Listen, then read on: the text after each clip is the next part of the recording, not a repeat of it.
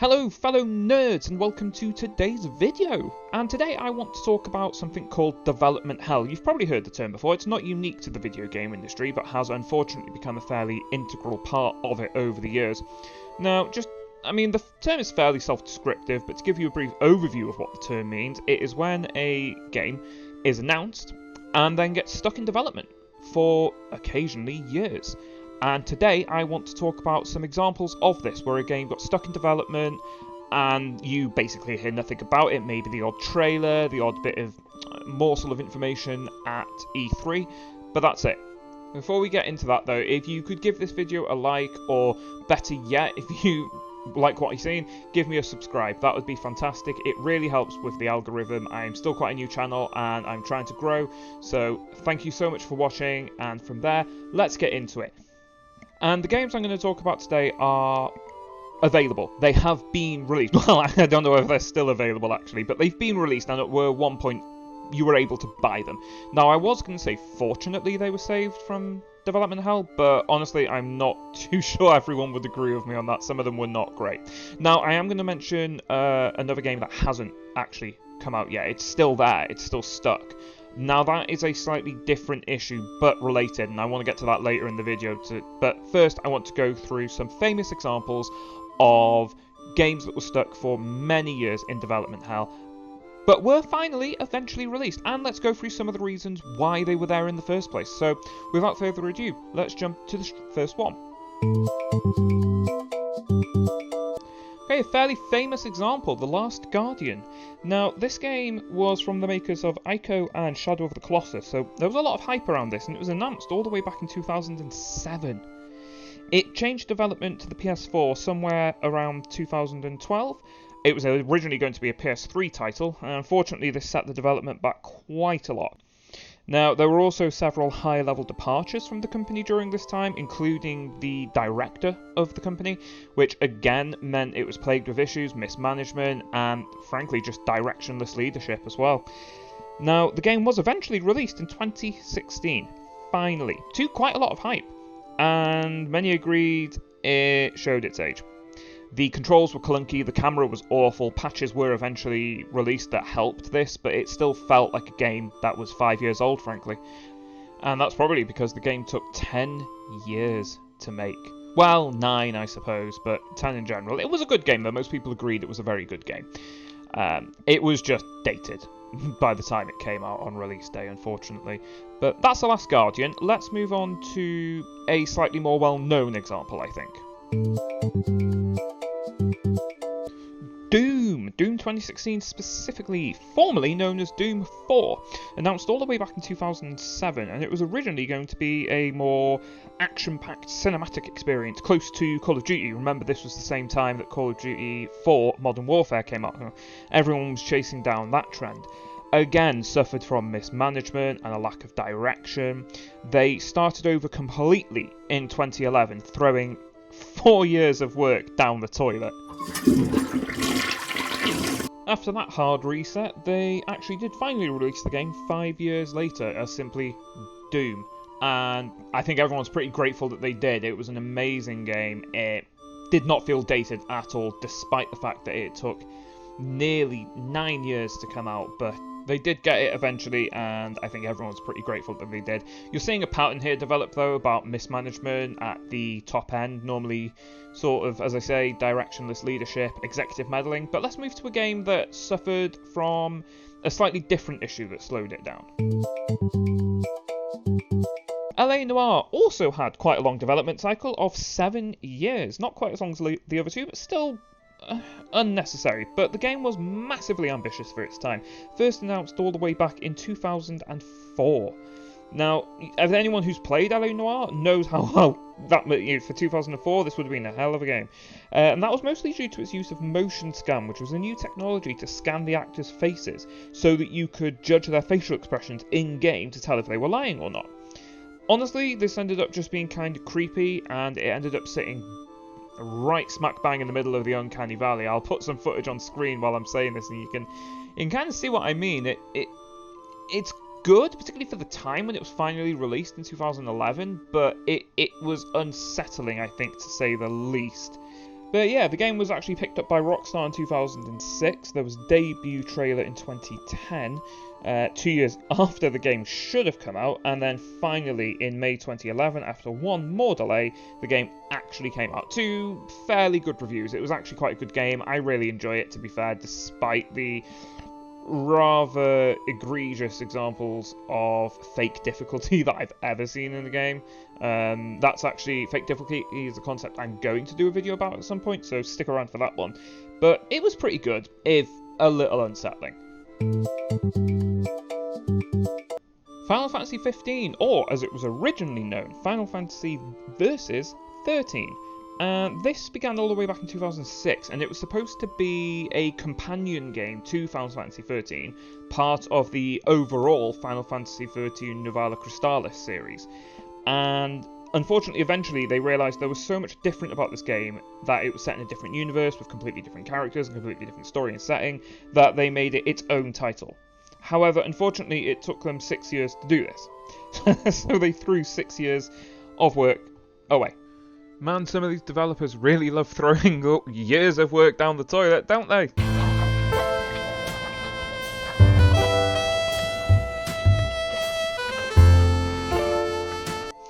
It was originally supposed to come out on the PS3, but then they had to change it to the PS4, changing game engine at the same time, which dramatically shifted how they could work on the game. The team kept getting shifted around as well within Square Enix, and as I say, they ended up getting rid of 6 years of work. So finally, though, the game was released in 2016, meaning the game you actually played only actually got 4 years of work into it out of that 10-year cycle.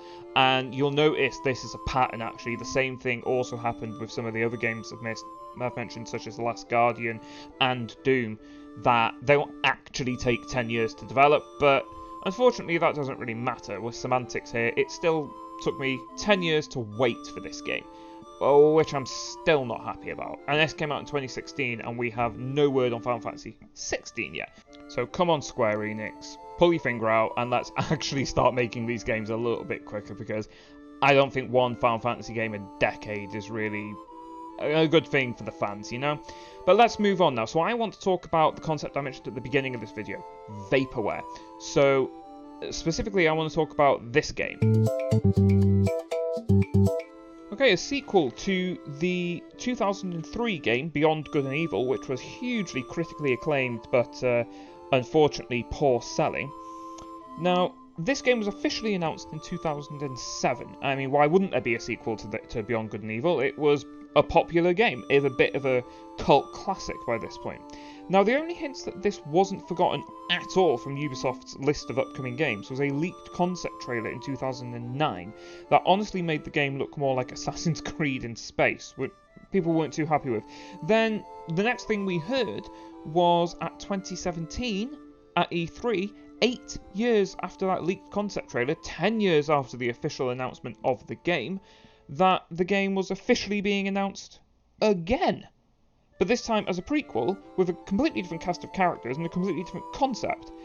And that was it. We're now in 2021, 4 years after that second trailer, well, first official one, and we're now 14 years later, and we've had one trailer and one leaked concept trailer.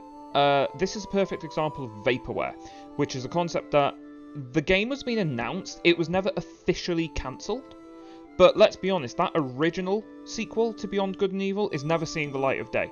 The prequel is just basically a different game that they've slapped the Beyond Good and Evil sticker on. And after 14 years, all we've had is one trailer. Why not just cancel it? It is still officially being worked on, according to Ubisoft's website. Why not just cancel it? It's a perfect example of vaporware, and most of what's been suggested on this list was vaporware at some point, including Doom, Last Guardian, etc., until it actually came out, and then obviously it's not vaporware anymore, but that's a great example of a related but slightly different concept. I would like to now move on to the king, the daddy of all stuck in development hell stories. Duke Nukem Forever. I mean, it took forever for this game to come out. First announced all the way back in 1997. It was finally released in 2011. Wow. What was originally supposed to be a 2D game, but eventually became a full-on sequel to the Duke Nukem 3D game. It changed engine a couple of times, from the Quake 1 to the Quake 2, and eventually to Unreal in 2003. It was launched completely from scratch in 2003, and then again in 2007.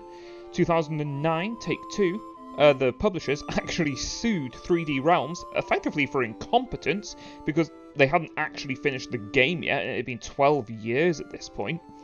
And the result from that was that the entire development team was let go. Honestly, after such just a clusterduck of confusion, it was nice to see that this game came out at all, regardless of how good it was. Having said that, about that regardless, oh dear lord. Now, Duke Nukem Forever was very faithful to the Duke Nukem franchise, with all of the incredibly crude and, by this point, dated humour that came with it. Yeah. The problem was most of the Duke Nukem fans of the olden days had actually grown out of that type of humour, and new fans, frankly, didn't accept the sexist, misogynistic views of the Duke Nukem character anymore. It just wasn't in vogue, shall we say. When it came out, its only claim to fame was, honestly, how long it had taken to come out, and felt about 5 years behind every other shooter at the time, with its humour still stuck in the 90s. Now, I just want to give you a quick rundown of some of the other things that happened in the time it took for this game to come out, so between 1997 and 2011. Here goes.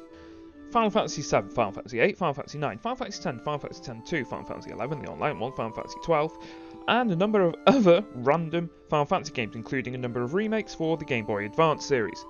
The entire Grand Theft Auto franchise, including Grand Theft Auto London 1969, Grand Theft Auto 2, 3, Vice City, San Andreas, Grand Theft Auto Advance, Liberty City Stories, Vice City Stories 4, and Chinatown Wars, and also The Legend of Zelda, Ocarina of Time, Majora's Mask, Oracle of Ages, Oracle of Seasons, The Wind Waker, 4 Swords Adventures, The Minish Cap, 6 remakes of previous Zelda titles for the Game Boy Color, Game Boy Advance, and GameCube, and then The Phantom Hourglass, and finally Twilight Princess. There were also a number of other fun facts that happened in the computer and entertainment world in this time.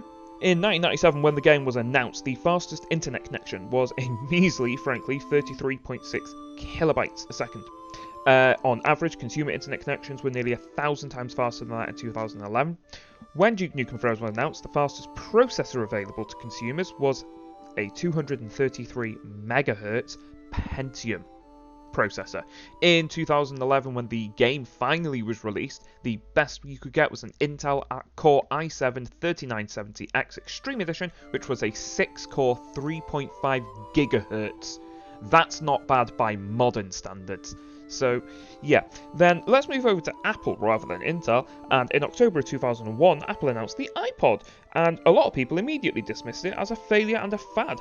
Since then, there have been 6 generations, as well as 2 of the Minis, 6 of the Shuffles, and 4 of the Nanos. Oh, and also the iPod Touch, which was effectively an iPhone. And let's talk about the iPhone. There we go, many generations of that, and of course, the reinvention of the mobile phone as we know it. And let's be honest, from that, society.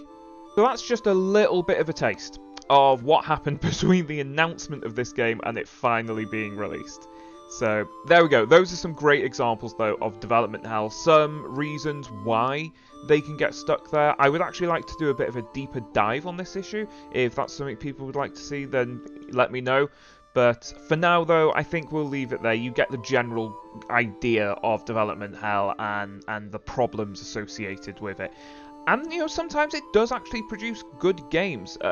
There was another one, Breath of the Wild was stuck, actually, in development hell for a while. And, I mean, look at that. That was mostly because, as they said, if you release a bad game, it will always be bad. But if you take another 6 months, and make the perfect game, well, you'll go down in history as making one of the best games ever made. So, yeah. But there we go, guys. I will leave it there. Thank you so much for watching. If you've enjoyed this video, please give it a like. If you really enjoyed it, give it a subscribe. On screen now will be another video of mine that YouTube thinks you'll like based on your choices. And I hope to see you again, and I hope that you enjoy my content. So until then, though, please stay safe out there, and I will see you next time. Goodbye.